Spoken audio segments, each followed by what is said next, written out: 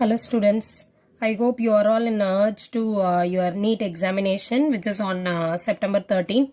So let it be a quick revision for you regarding physical chemistry problems. Okay. So first 6 questions we have already discussed in the previous videos. So from 7th one onwards I am dealing with you now. Okay. So at STP 0.5 mole of hydrogen gas and 1 mole of helium gas. These two gaseous molecules are given. Which one is the correct statement among these four options? First one is have equal effusion rates. Wrong, because effusion rates depends on the molar mass. Okay. So here they have given that 0.5 mole of hydrogen gas. 0.5 mole means we can consider as half mole, isn't it? And then 1 mole of helium gas. So both the molar mass differs. That's why the effusion rate also differs. So it is wrong. Occupy equal volumes. Wrong, because 1 mole at STP it can occupy 22.4 liters of volume, whereas half mole means it will be 11.2 liters. So this is also wrong because both of them will occupy different volumes. And then option C, they have equal molecular speeds. Wrong, because the speed is also depends on the molar mass. So if there is a less molecular weight species, then it can easily move. If it is a higher molecular weight substances, then it will move very slowly, isn't it? So both of them, the molar mass differs. For example, I can say for hydrogen molecule, the molecular mass is 2. As we know that the hydrogen molecule, the molecular mass is 2. Whereas for helium, the molecular mass is 4. So because of this difference, they have a different speeds also. So this is also wrong. What is the last one? Have equal average kinetic energy. So this is nothing but the kinetic energy is directly proportional to temperature. So at STP they have given. So it represents the kinetic energy depends on the temperature. Here both of them are at the same temperature. So due to the same temperature, they have the equal kinetic energy. So this is the correct option. So the answer is option D. They have equal average kinetic energies. Okay. So next question.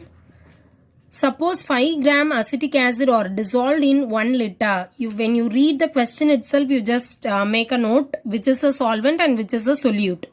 Now this acetic acid is a solute and ethanol is a solvent. So 5 gram of acetic acid is nothing but weight of the solute. So weight of the solute W2 is equal to 5 gram.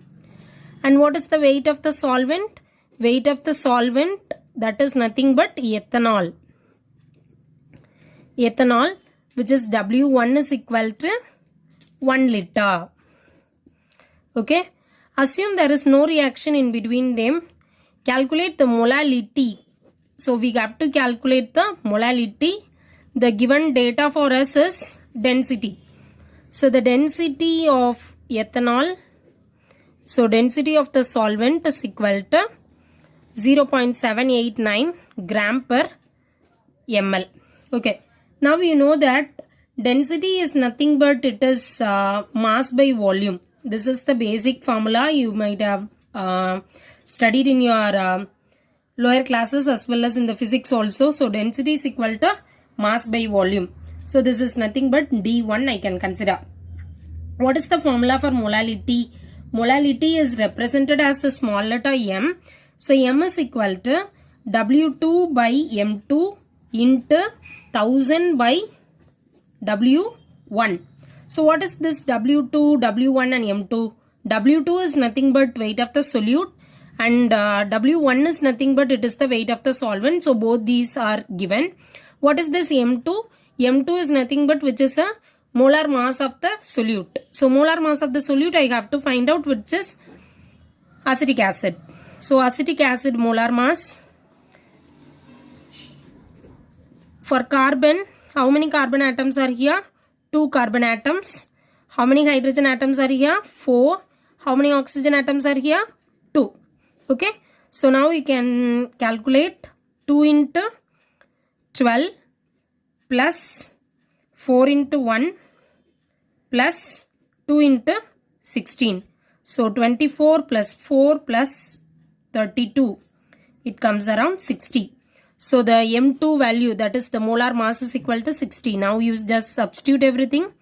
W2, which is the solute, it is 5 gram, which is given in the problem. So 5 divided by 60 into 1000 divided by W1. W1 is nothing but mass of the solute, isn't it?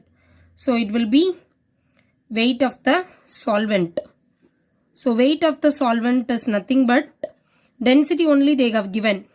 Okay. So this is volume, this is not the weight, isn't it? So we have to calculate density is equal to 0.789 gram per ml, which is equal to mass divided by 1 liter. 1 liter is nothing but 1000 ml, I can say. So you just cross multiply this. So you can get mass is equal to 789 gram. Okay. Now you just substitute this here. So 5 by 60 into 1000 divided by 789. Now to make us easy for the calculation, we can do one thing. So 5 by 60 into 1000 divided by, let me have a point like this, 7.89 into 10 to the power 2. Actually, you should not do like that. But to make our calculation simple, we have done like this. Okay. So approximately I can consider this as 8. So 5 by 60 into 1000 divided by 8 into 10 to the power 2. So 10 to the power 2 and then 2 zeros will be cancelled out. Here on 0 it will be cancelled out. So I can get 5 by 48. So 5 by 48, now you can divide this 5 by 48. So you will get the answer 48 5. So 5 we cannot do so. So it is 0.50 means 1, 48, remaining 2. Once again it is 0. So it will be going on like this. So the answer will be in 0.1, that range. Okay. So 0.10, once again it will be 0, isn't it? Then only it will be 200. Then you have to substitute. So 0.10. So 0.10, the answer is A. Option A is the answer, 0.10. So 9th one, in the equilibrium, which one of the following options is correct? So the equilibrium is given acetic acid plus HF, which is in equilibrium with CH3COOH2 plus and F minus. There are 4 options given. Okay, first of all, you must know what is an acid, what is a base. So acid always gives H plus ion, or you can say acid donates H plus ion. And then the base which can accepts the H plus ion. So this is the basic thing you must know. Okay. So now in this acetic acid, let us consider the acetic acid first. This acetic acid is giving the H plus ion. So I can say that it is an acid. But actually when I say about HF, now this is a acid because it gives the H plus ion. So in this equilibrium, this acetic acid is considered as a base. Let me repeat this. Usually we say that acetic acid, due to the presence of the COOH, it is considered as an acid, like that we say. But to confuse ourselves, they have given the question as CH3COOH is accepting the H plus ion and it becomes a CH3COOH2 plus. So now it behaves as a base in this equilibrium. So it is very important. Note down this. And then here HF, hydrofluoric acid, obviously it is also a acid. Now this HF is giving the H plus ion. So it becomes the F minus, isn't it? So this is nothing but conjugate acid. And this is the conjugate base. Now you just compare this with your options. F minus is the conjugate acid of acetic acid. Wrong, because it is a conjugate base. Okay, first option is wrong. What is the second one? F minus is the conjugate base of HF. Obviously, it is right because it is a conjugate base we have mentioned. Okay, anyhow, you have to check the remaining two options also. Then only you can confirm your answer. Okay, so acetic acid is conjugate acid of CH3CO. It is wrong because just now I said that it is a base, isn't it? So it is also wrong. What is the next one? CH3COOH2 plus is a conjugate base of acetic acid. Wrong, it is a conjugate acid. Okay, so the answer is option B. F minus is conjugate base of HF. Okay, next question. 20 ml of 0.2 molar aluminium sulfate is mixed with 20 ml of 0.6 molar barium chloride. You just make it as an equation. Now, what are the molecules we have taken? Aluminium sulfate and barium chloride. So, when these two reactants mix together, it produces a precipitate first. So, it becomes barium sulfate BaSO4 plus what is remaining? Aluminium chloride, which is AlCl3. Now, for this only we are going to do, isn't it? So, the barium sulfate is precipitate here. So, you just mention this downward arrow. So, downward arrow always represents the precipitate. Now, you just compare the, what is the question asked? Calculate the concentration of barium 2 plus and SO4 2 minus ion in the solution. Okay, concentration is nothing but it is, you can calculate the concentration in terms of molality, normality, molarity. So, in all those things, we need volume, a particular volume also we are in need. So, you must know first of all, how many equivalents are used in the equation, that you must know. Then only you can follow up. So, equivalence, how will you find out the equivalence? That is by the formula normality is equal to equivalence divided by volume in liters. Okay. Now, you just represent it by the symbol so that you can easily cross multiply and write. That's why. If I do so, equivalence, if I wish to calculate only the equivalence, E is equal to then N into V. Now, this is for a liters. If I wish to consider milli equivalence, then milli equivalence is equal to normality into volume in milliliters. That is in ml. That is the only difference here is I have considered here as a milli equivalence. That's why I have mentioned this also as ml. Okay.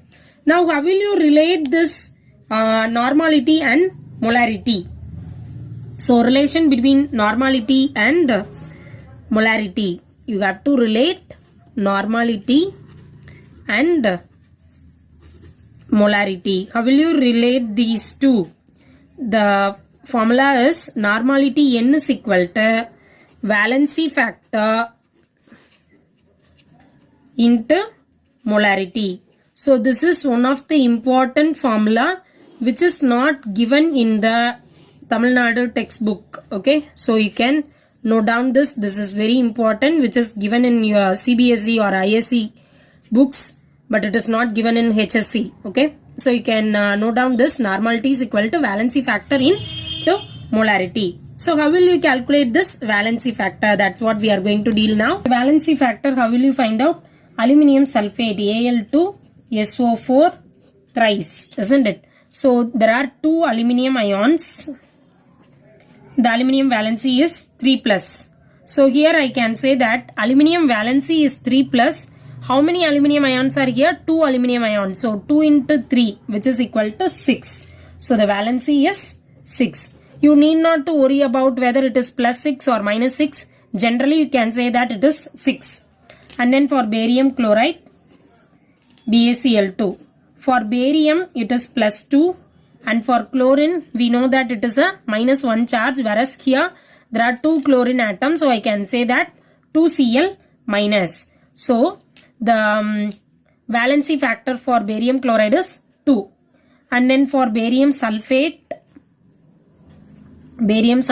it can also give barium 2 plus and SO4 2 minus. So the valency factor here is 2.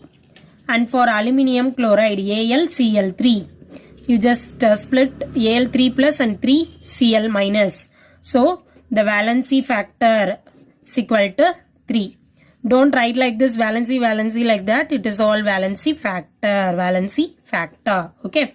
So valency factor we have written for everything. Now we are going to deal with normality, milli equivalence like that. Okay. So from this normality formula, we have to consider the milli equivalence. Milli equivalence is equal to valency factor into molarity into volume. Okay. So first of all, you just find out for aluminium sulfate. For aluminium sulfate, the valency factor is 6 into the molarity is 0.2 mole, which is given in the question. And then the volume is 20 ml. Okay. It is also given in the question. So you can write it as 6 into 2 by 10 into 20. So 0, 0 will be cancelled out. So the answer is 6 2s are 12, 12 2s are 24. And then find out for barium chloride, BaCl2. For barium chloride, the valency factor is 2 into the molarity is 0.6 into the same 20 ml. Okay. So you just write like this, 2 into, instead of 0.6, let me consider this as 6 by 10 into 20. 0, 0 will be cancelled out. 6 2s are 12, 12 2s are 24 once again. And then both of them are 24 plus 24. It is nothing but 24 milli equivalents of aluminium sulfate and 24 milli equivalents of barium chloride are mixing now. Now, after mixing this, I get a precipitate of barium sulfate. Okay. I get a precipitate of barium sulfate. This is a precipitate I am saying. So it is insoluble in the solution. So what do you mean by that? If it is insoluble in solution, there won't be any ions present in it, isn't it? So I cannot have the concentration of this solution. So you just move on to the question once again. Calculate the concentration of Ba2 plus and SO4 2 minus ion in the solution. It is obviously not in the solution because it is in the precipitate. Okay. So what is the first one? No concentration of barium 2 plus and sulfate ion. It is the right option because they are precipitate. If to make you more clear, I can say one thing. Instead of this barium sulfate, in the same question, if it is asked for aluminium chloride, then you can find out by using the same formulas. Okay. Now, whatever the equilibrium is given, whatever the equation or reactance is given, you have to keep in your mind that which forms a precipitate. If it is a precipitate, then there won't be any ions in the solution. Let us. Okay, next question. For the reaction chlorine plus iodine, it gives iodine plus chloride ion. The initial concentration of the molecules are given. What is they asked in the question? The rate of formation. Okay, rate of formation formula, we already know that. First you just write the equation once again. Chlorine plus 2I minus gives I2 plus 2Cl minus. Okay. Rate of formation, or this is the simple trick which is not given in your books. So in your books they will be asking you to calculate only the rate of formation or rate of decomposition only. So this is the trick we are using here. By this trick you can find out the answer very easily. Okay. So these are the reactants. So minus dCl2 by dt. I hope you know that, because why there is a negative sign? Because it is a reactant, the concentration of the square bracket represents concentration, isn't it, students? So the negative sign represents there is a decrease in the concentration of chlorine with the time. So minus dCl2 by dt. divided by stoichiometric. What is stoichiometric? How many number of equivalents are used in the equation? So here the chlorine is only one molecule. Write that also. And then which is equal to minus di minus by dt. Why it is? Because it is also a reactant. That's why it is a minus sign. There is a decrease in the concentration of I minus divided by stoichiometry. The stoichiometry is 2 here. Okay, that's why. Which is equal to di2 by dt divided by 1. Why it is the plus sign? Because it is a product. It is the rate of formation. We are forming a molecule. That's why it is plus sign. And then dCl minus divided by dt divided by 2. Why it is 2? Because in the stoichiometry it is 2. That's why. So you just written all these things like that. Now you have to consider these two concentrations. What are the two concentration? I minus concentrations you have to consider, because the rate of formation of iodine only they asked, isn't it? So I minus and I2. This is only I am considering. Minus di minus by dt by 2, which is equal to di2 by dt divided by 1 means it is all the same. That's why I didn't write. So you just write down the given datas now. I minus, it is the concentration after 20 minutes was 0.18. It is given, isn't it? So final value minus, what is the initial? Initial concentration of I minus was 0.20 divided by dt. We have mentioned dt means what? With the time. So how many minutes? It is 20 minutes divided by the stoichiometry. Stoichiometry is nothing but 2, which is equal to di2 by d2. This is what we have to calculate now. Now if you subtract this, you will get the answer as minus 0.02 divided by 20 into 2, which is equal to di2 by dt. Once again, so minus into minus, it will be plus, isn't it? So 0.02 divided by 20 into 2. So instead of writing this 0.02, I can write like this: 2 into 10 to the power minus 2 divided by 20 into 2. So this is nothing but the rate of formation of iodine. The time 2 and 2, it will be cancelled out. And then, so I can have 1 by 2 into 10 to the power minus 3. I can write like this, because 20 I can write it as 2 into 10 to the power minus 1, isn't it? 10 to the power plus 1. So when you do this calculation, you can get 1 by 2 into 10 to the power minus 3. 1 by 2 is nothing but 0.5. So 0.5 into 10 to the power minus 3. To simplify this more, I can write like this: 5 into 10 to the power minus 4.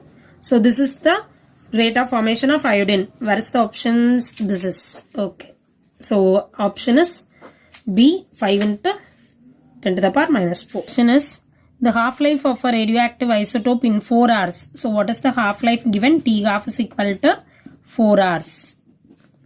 If the initial mass of the isotope, the initial mass is given as 200 grams. The mass remaining after 24 hours is question mark. Okay. So this I can consider as N0. Okay. Mass is considered as, initial mass is considered as N0. So what is the formula?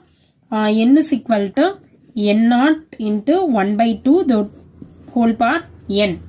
Okay. So what is the total time? Total time. This is only half-life period. So what is the total time? That is what total time is equal to. I can calculate this total time by N into T half. Okay. Now the total time they have given it as 24 hours. So 24 is equal to N into, what is T half? It is 4. So N is equal to 24 divided by 4. 4 table. 6 4s are 24. So N is equal to 6. Now you just substitute all these values here. N0. N0 is nothing but initial mass. So 200 into 1 by 2 to the power 6. So 200 into 1 divided by 2 to the power 6. 2 2s are 4, 4 2s are, so 2 2s are 4, like that. 2 into 6 times. You just multiply like that. Okay. So the answer is 64. So 200 divided by 64. 200 divided by 64. Once again 4 table. 1 4 is 4. 24. So 6 4s are 24. And then 5 4s are 20. 0. Okay. Once again you can do the same 2 table. It's enough. 8 2s are 16 and 25 2s are 50. So it is 25 by 8. 3 8s are 24, remaining 1. So 0, it will be 3.1 around like that. So the option is C, 3.125. You can just find out the approximate value. It's enough, because in the approximate value itself you can find the answers. Okay. Next question. So this is a very big question. Really we have to thank the Abhyas for this question, because the same question deals with the so many formulas in a same question itself. So this is very important. You please make a note on it. The total pressure of a mixture of hydrogen and oxygen, it is 1 bar. So for the mixture, the pressure is 1 bar. The mixture is allowed to react to form water, which is removed to leave. Okay, once they are mixing hydrogen and oxygen, they react to form water, and then the water is leave. Okay, leave only, which is removed to leave only pure hydrogen. So water is removed, which is present as such. Hydrogen is only present as such. Okay, at a pressure of 0.35 bar. Assuming ideal gas behavior were made under the same conditions of temperature and volume, what is the mole fraction? So mole fraction formula, we know that X is equal to number of moles of the particular molecule divided by the total number of molecules. Now, the pressure of hydrogen plus the pressure of oxygen, which is equal to 1 bar. So, what is the equation for forming a water molecule? H2 plus O2 gives water molecule. Now, you just balance the equation. 2 hydrogen, 2. Okay. Now, after certain reaction, we are removing water molecule so that only pure hydrogen is present. So this is what the given data. The pressure of the hydrogen is 0.35 bar they have given. So number of moles of hydrogen we have to find out. It is nothing but 2, and then for oxygen it is only 1 mole. Now for the stoichiometric only we can say that it is 2, 1 like that. So to find out the number of molecules dissociate and undissociate molecules like that, we have to go with the terms as A and B.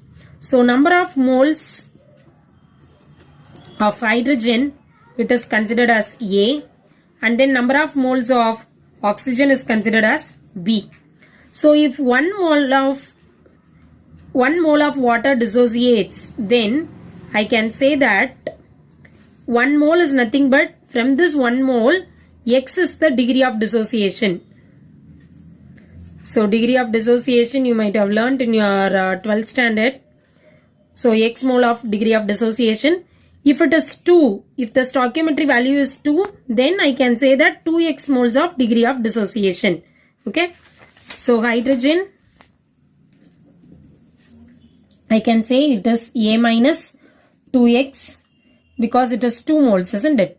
And then for B, that is for oxygen, I can say it is B minus x. And then for a product, it is 2x. Now I can say that from the 1 mole to 2 moles it is giving, isn't it? That is 1 mole of hydrogen I have taken, but it is giving me a 2 moles of water. So what will be the degree of dissociation? Like that. If it is 2x, then the answer will be 2x. How it is possible? I can say that the pressure is directly proportional to the number of moles. If the pressure is directly proportional to the number of moles, then A minus 2B I can write for hydrogen, and then for oxygen it is B minus B, and for water it is 2B. Okay, so A minus 2B, B minus B. B minus B means it becomes 0, so there is no oxygen because we are considering only the hydrogen molecule. Pure hydrogen is only present as such, isn't it? So A minus 2B, which is equal to, the pressure is given 0.35. Now A plus B is equal to 1. What is this A plus B? A represents the hydrogen and B represents oxygen, which can gives me the molecule of water. This water molecule is only removed from the equation. Okay, now you just consider this A minus 2B is based on the degree of dissociation, which is equal to 0.35. This data is given in your question itself. Now you just equate these two equations. A plus B is equal to 1 and A minus 2B is equal to 0.35. Change the sign of all of them. A and A will be cancelled out, and then plus plus, so 3B is equal to 1 minus 0.35, it is nothing but 0.65. So the B is equal to 0.65 divided by 3. 3 table, 2 3s are 6, 1 3 is 1, remaining 2, so it is around 0.21. If the value of B is 0.21, then substitute in the equation A plus B is equal to 1. So A plus 0.21 is equal to 1. It is nothing but A is equal to 1 minus 0.21. So A is equal to 0.79. Now I can say that the number of moles of A is equal to 0.79, and the number of moles of B is equal to, already we find out it is 0.21. Now we have to find out the mole fraction, because mole fraction only asked in the question, isn't it? So the mole fraction of hydrogen molecule is equal to number of moles of hydrogen divided by number of moles of hydrogen plus number of moles of oxygen. Okay, so mole fraction of hydrogen is equal to number of moles of hydrogen. What is that? It is 0.79 divided by, it is altogether it is 1. Always the mole fraction, if you add two substances, if there is only two substances, then x1 plus x2, it is obviously 1, isn't it? So the answer is related to 0.79. Approximately it is 0.79. So if you have the option related to that, then it is the answer. So okay, option A is the answer because it is 0.78. Okay, thank you students. So in the upcoming videos we can deal with inorganic and organic part. It will be just a quick revision for your NEET examination. Thank you students.